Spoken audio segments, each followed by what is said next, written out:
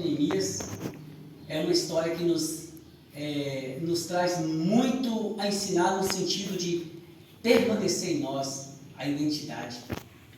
Permanecer em nós o desejo de reconstruir algo que se perdeu, ainda que fomos culpados de ter perdido, mas permanecer esse desejo de voltar atrás. Deus está sempre nos convidando a voltarmos atrás, olharmos e relembrar do que Ele já fez. Lembrar do primeiro amor, a primeira vez que nós um dia aceitamos Jesus Cristo, ou a primeira vez que ouvimos falar dessa palavra de bom grado no coração, ou sempre que Deus nos traz algo a ensinar, e o povo de Israel, ele representa sempre a nossa mente, a nossa mentalidade, a nossa vida, ou cada história, personagem de Israel, representa uma fase que nós já vivemos na nossa vida. Se a gente olhar a história de Davi, tem várias fases da nossa vida que nós fomos Davi.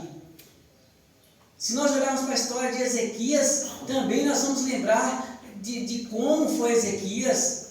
Se nós lembrarmos de Gideão, do medo que ele tinha dos opressores, de fazer as coisas escondido, se apenas lembrando do que os pais dele tinham vivido grandes milagres com Deus. E aí nós vamos agora um pouquinho relembrar da história de Neemias. Ele era copeiro de um rei no Império da Babilônia. E de repente chega para ele o irmão dele, mais alguns, que vinham de Jerusalém. Por muitos anos ele estava lá, escravizado naquele lugar, embora não sendo escravo de serviços pesados, mas sendo copeiro daquele rei. Ele tinha no coração a lembrança de que ele não era daquele lugar. Tem coisas na vida que nós fazemos que nos colocam ainda em lugares que nós não somos. Nós somos de Cristo e muitas vezes nós nos encontramos no meio de um povo que não adora a Deus. Nós encontramos no meio de um povo que até blasfema contra Deus. Nós encontramos em uma situação que muitas vezes não estamos adorando a Deus em nada, mas que age em nosso coração a lembrança de que antes vivíamos na presença de Deus, e de que antes experimentamos coisas boas de Deus. E ao lembrar disso, nós vamos estar como o filho pródigo. O que aconteceu? Ele caindo em si, ele lembrou o quê? Na casa de meu pai tinha abundância de pão. Então aquele filho pródigo que estava comendo, ali desejando as comidas dos porcos, ele lembra que na casa do pai tinha abundância. E muitas vezes, por causa das nossas atitudes, a nossa leviandade com as coisas de Deus, vai nos levar a andar de forma errônea, darmos lugar ao inimigo e sermos levados cativos para alguma situação da vida. Então, em uma breve mensagem, eu quero lembrar aqui dessa história de Neemias e o que nós podemos aprender com isso aqui para nós. Uma das áreas, ou a mais importante, ou a única exclusiva da nossa existência, é a nossa vida espiritual ou relação com Deus. E se Deus é Espírito, nós sabemos que Deus é Espírito, e nós não vimos Ele, mas nós sentimos a Sua presença, nós vemos as obras que Ele tem feito, nós temos vivido a bondade de Deus a cada dia em nossas vidas. Mas nós temos um inimigo. Esse inimigo das nossas almas é inimigo de Deus, que é o diabo. E o diabo, ele é acusador, ele é caluniador, ele é lançador de objeto. Esse nome diabo, para os irmãos reis e irmãos de Bá, que já estudaram aqui, é diabo, que vem da palavra de objeto, de bola, etc, etc. E diabo, essa parte boa, é objeto, e dia é investida, por isso que ele é diabo, investidor de objeto, caluniador. Mas como eu posso estar protegido desse inimigo que eu não vejo, mas que ele me lança setas malignas? E o povo de Israel vivia muito bem. Eles viviam numa cidade fortificada. Eles viviam numa cidade que tinha muralhas. E eles viviam numa cidade que tinha um templo erguido unicamente para adorar o Senhor. Templo esse que, quando foi erguido, Salomão ofertou ao Senhor toda aquela adoração e Deus aceitou e ainda disse: olha, neste lugar aqui eu me farei presente. E se esse povo que me chama pelo meu nome, ainda que eu mande tormentos sobre a terra, fome, peste, se eles se humilhar e orar, eu ouvirei neste lugar. Então é nesse lugar de aconchego, nesse lugar de proteção, nesse lugar de alegria, que esse povo de Israel estava, tendo Deus como seu protetor. E só que eles desprezaram essa bondade. Eles desprezaram esta segurança. Eles preferiram olhar o que os outros tinham a oferecer. E quando nós estamos em cima do muro, nós não sabemos em que posição estamos. E a tendência maior é cairmos no lado errado.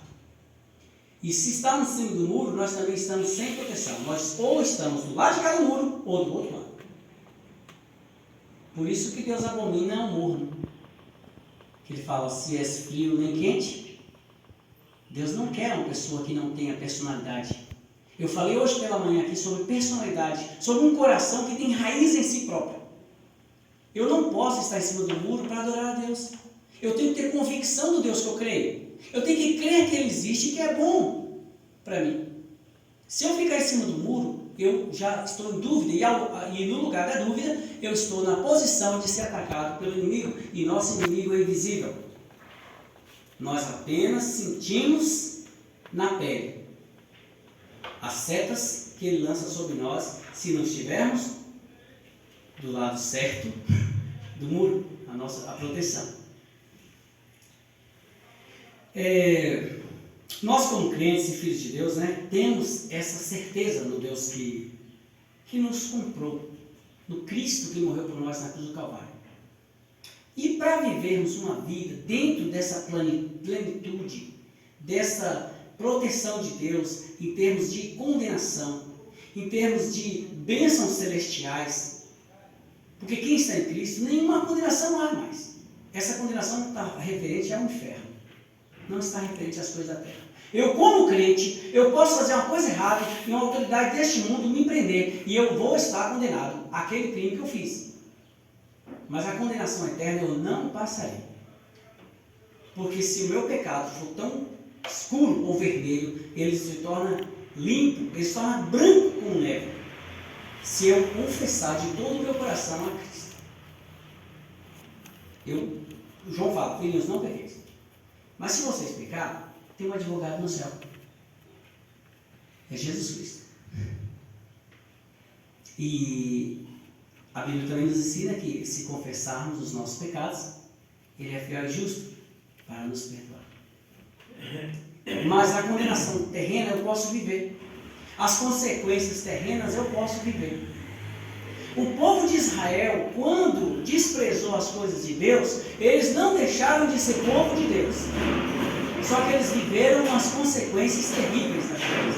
Porque o inimigo deles entrou nas suas casas, entrou na sua cidade, destruiu seus pomares, destruiu seus jardins, destruiu suas famílias, pegou seus filhos e levaram para ser soldados, escravos, eunucos, pegou suas filhas, levou para ser mulheres de soldados, de outra raça, e não por amor. Você criar uma filha e o inimigo levar para ser estuprada, foi isso que aconteceu. Eles não deixaram de ser povo de Deus, povo de Israel, mas eles deixaram de viver na segurança que Deus dava para eles. Eles deixaram de estar também dentro de um lugar onde eles se sentiam bem, onde eles tinham alegria para cantar louvores, onde eles tinham um templo que eles adoravam o Senhor. E na nossa vida, nós, muitas vezes, não estamos mais nos nossos pomares, deliciando das coisas tão boas que Deus quer dar para nós na nossa vida espiritual, no nosso dia a dia com Deus, no nosso jardim, da beleza que Jesus é para a nossa vida, dos planos que Ele tem para a nossa vida. Eu deixo de viver isso, porque eu trato com leviandade, ou sem valorizar o que ele tem para mim, o seu ensinamento, a sua palavra. O povo de Israel esqueceram de Deus, das suas misericórdias, dos seus livramentos, das guerras que eles já tinham vencido. Mas aí nesse momento aqui, agora eles estão vivendo em grande miséria. Mas ainda assim era povo de Deus. Em Isaías 59, diz que, eis que a mão, vou abrir aqui.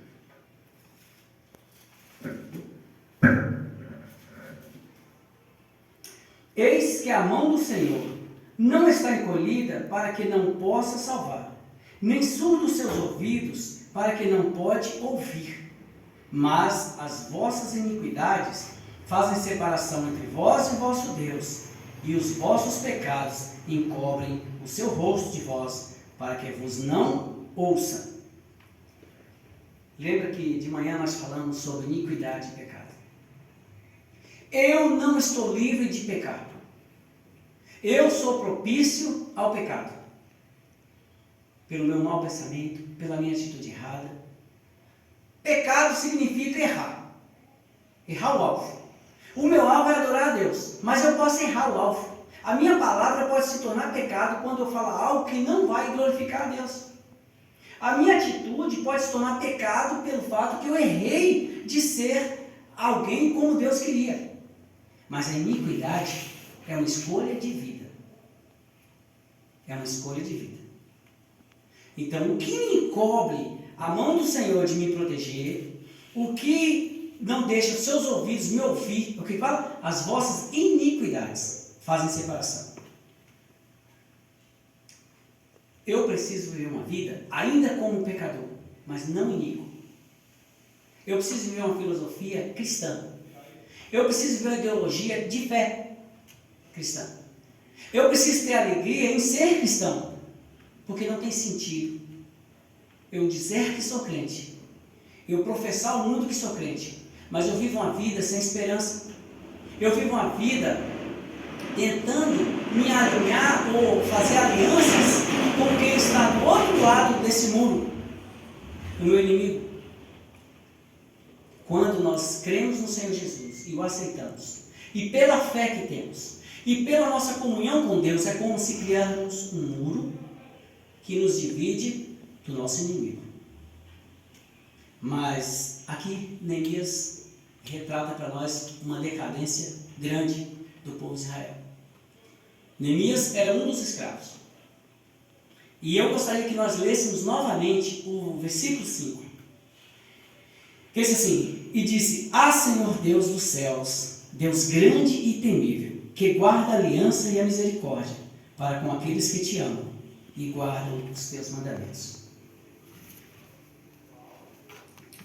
Estejam, pois, atentos os teus ouvidos e os teus olhos abertos para acudires à oração do teu servo, que hoje faço a tua presença dia e noite, pelos filhos de Israel, teus servos, e faço confissão pelos pecados dos filhos de Israel, os quais temos cometido contra ti, pois eu e a casa de meu pai temos pecado. Primeira coisa, para mim, novamente, construir esse muro, essa muralha que está danificada, essa muralha espiritual, por exemplo, aqui, que me protegia contra o mal, que me protegia contra as setas, as flechas do inimigo. Eu preciso reconhecer onde errei.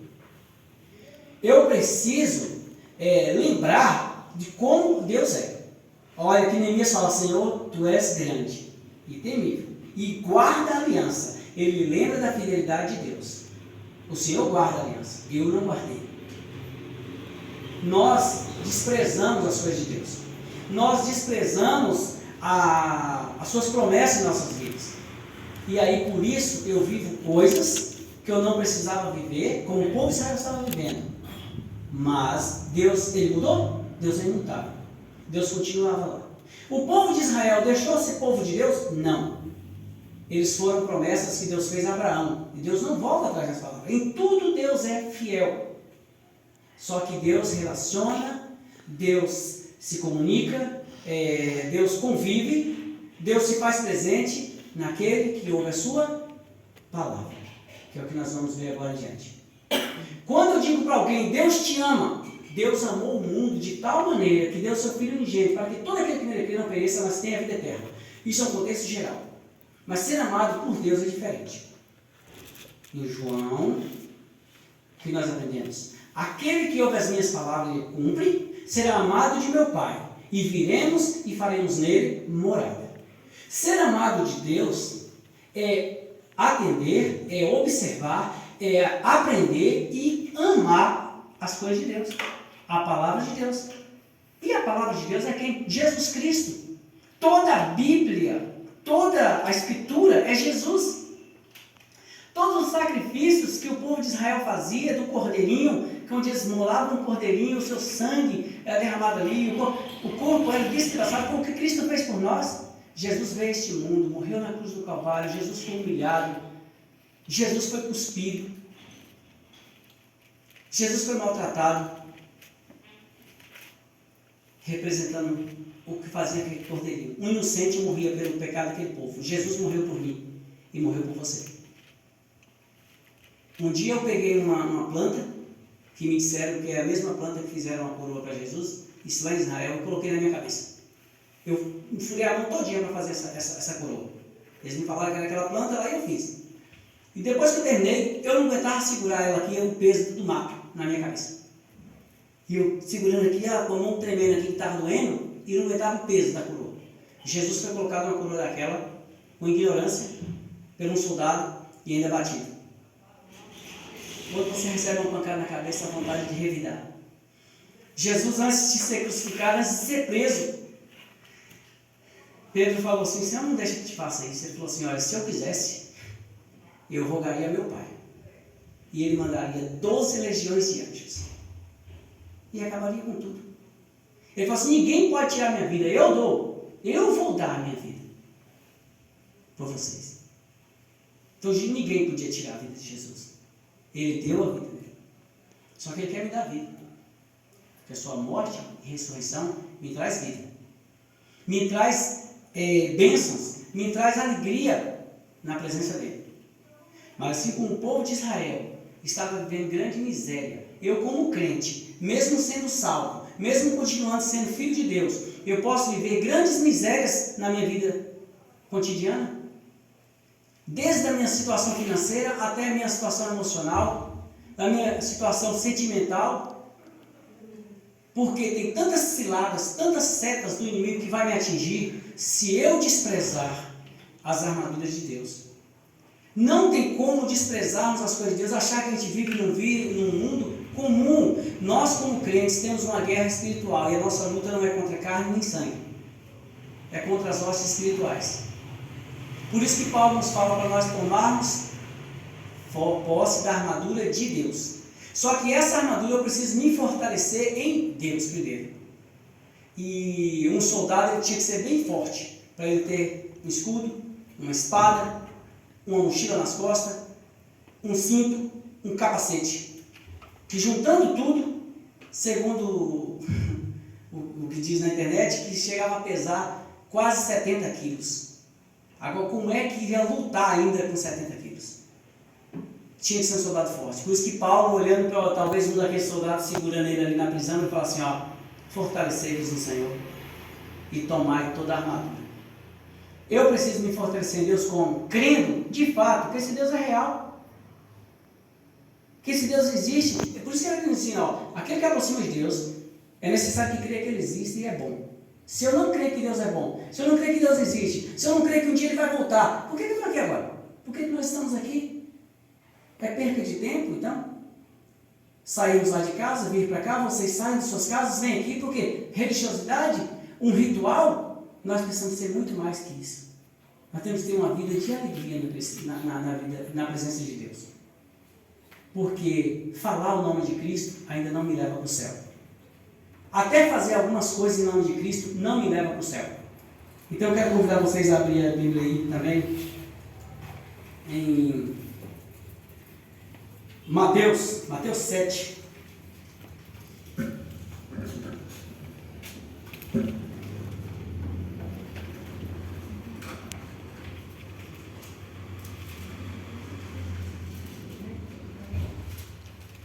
21 e 23. Mateus 7. Nem todo o que me diz Senhor, Senhor entrará no reino dos céus, mas aquele que faz a vontade de meu Pai que está nos céus.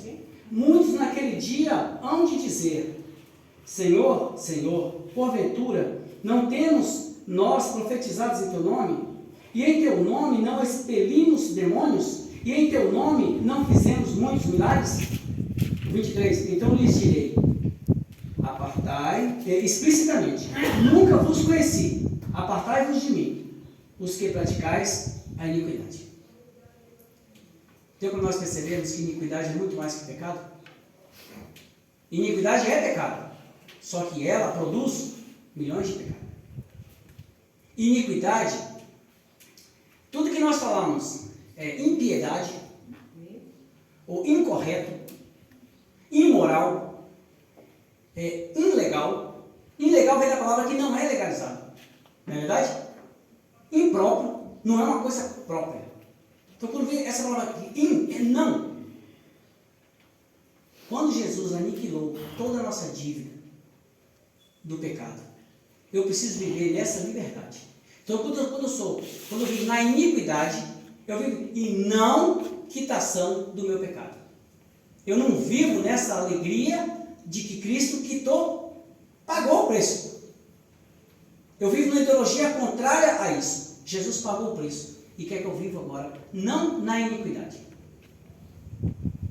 Não nessa falta de esperança, buscando alegria, buscando conforto, buscando segurança em um mundo sem piedade. Entendeu? Nós podemos pecar. Eu sou pecador. Todos vocês são. E nós podemos pecar. Mas nós não precisamos viver no pecado. O pecado pode ser para mim um escorregão, mas não precisa ser vida. E há um dizer popular que diz assim: infeliz não é o que cai, mas é o que não levanta. Eu não estou livre de cair, mas eu preciso levantar. Aí Neemias, voltando aqui para terminarmos a nossa meditação, Neemias vai e ora a Deus e fala: ah, Senhor Deus grande, lembra, Deus que cuidava dele e pede perdão pelo pecado dele. E Deus dá graça a Neemias. E aí Neemias volta naquele lugar, o rei daquela província, daquele império, rei Artaxerxes, acho que é assim o nome dele, ele dá cartas a Neemias, para Neemias passar em todas as províncias da Babilônia, e tinha todo o recurso para reconstruir o muro de Jerusalém. E Jeremias vai até Jerusalém, e reconstrói tudo, e faz uma grande obra. Mas nessa grande obra aparecem pessoas que querem atrapalhar Neemias, que chamam Neemias para algumas outras reuniões. Neemias fala assim: estou fazendo uma grande obra. E quando nós começamos a fazer alguma coisa para Deus, sempre aparece algo para nos atrapalhar. O que nós não podemos perder o foco e falar: estou fazendo uma grande obra. Quando Neemias estava reconstruindo o muro, os inimigos dele apareceram e disse: não, nós não vamos deixar o povo de Israel fazer esse muro. Eles trabalhavam com uma espada na mão e a ferramenta na outra trabalhando, mas não pararam. Então eu, como crente, quando eu estou com meus muros da minha vida, da minha relação com Deus destruídos, porque o inimigo lançou flecha, porque o inimigo matou a minha segurança, eu posso reconstruir, se eu reconhecer que eu preciso, se eu reconhecer que eu errei, e se eu voltar atrás e buscar o Senhor. A mão dele não está encolhida para que não possa proteger, nem seus ouvidos surdos para que não pode ouvir. O que faz separação em mim e Deus é a minha iniquidade. Então, se eu deixar de ter uma vida de iniquidade e viver na presença do Pai, ainda que eu sou pecador, ainda que eu vou pecar, Ele me ajudará, Ele me guardará. Mas quando eu estou nessa luta, eu vou ter inimigo. Então, por isso que eu tenho que estar pronto. Vai aparecer inimigos para nos tirar do foco, para nos tirar desse objetivo. Mas que em nosso coração haja esse desejo de que, ainda que somos pecadores, não vivamos na iniquidade, mas sim, vivamos como pecadores remidos no sangue de Cristo. Nós estamos livres, gente, de errar, não. Ninguém é melhor que o outro. Somos carne e sangue. Podemos sim fazer coisas erradas, mas Deus amou o mundo de tal maneira para que todo aquele que nele crê, não, Deus é primogênito, para que todo aquele que nele crê não pereça, mas tenha vida eterna. Esse amor é geral. Agora, a relação de Deus é se eu abro meu coração. Nós cantamos um cântico que diz assim: abre bem a porta do teu coração e deixa a luz do céu entrar. A Bíblia diz assim: eis que estou à porta e bato. Se alguém ouvir, entrarei e serei com ele. Jesus quer fazer morada no meu coração, quer fazer morada no teu coração, quer que nós tenhamos uma vida de alegria como o povo de Israel tinha, nos pomares, nos seus jardins, protegido por uma grande muralha. O que fez eles perderem aquela muralha, as portas serem queimadas, foi eles olharem para o que estava do outro lado, foi eles buscarem as novidades que estavam do outro lado, e deu brecha ao inimigo. Nós temos um inimigo perigoso, mas se nós construirmos a nossa muralha com Cristo, nenhuma flecha nos atingirá. Nós estaremos seguros e podemos sim participar das delícias que Cristo tem em nossa vida, como ele fala lá em Jeremias: eu é que sei que pensamento tem a vosso respeito, pensamento de paz e não de guerra. Foi isso que Deus mandou dizer para o povo de Israel, depois que eles estavam levados para a Babilônia. Ele falou: vocês vão ficar por um tempo, mas quando vocês me buscarem, eu ouvirei. E eu é que sei que pensamento tem. Então, com 70 anos depois, Deus restaura a sorte deles. Mas que nós vivamos essa vida sem precisar passar por esse momento de tristeza e de miséria. Que Deus nos abençoe. Vamos terminar cantando aquele hino, deixa a luz do céu entrar? E cada um, que se já tem Jesus Cristo, aleluia, e se não tiver, em seu coração, creia somente e deixe essa luz entrar. Amém?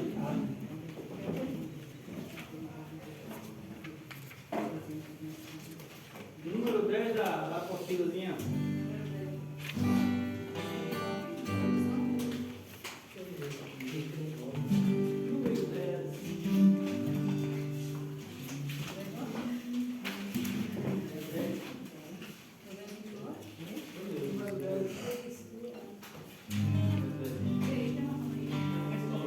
Anseias hoje mesmo a salvação, tens desejo de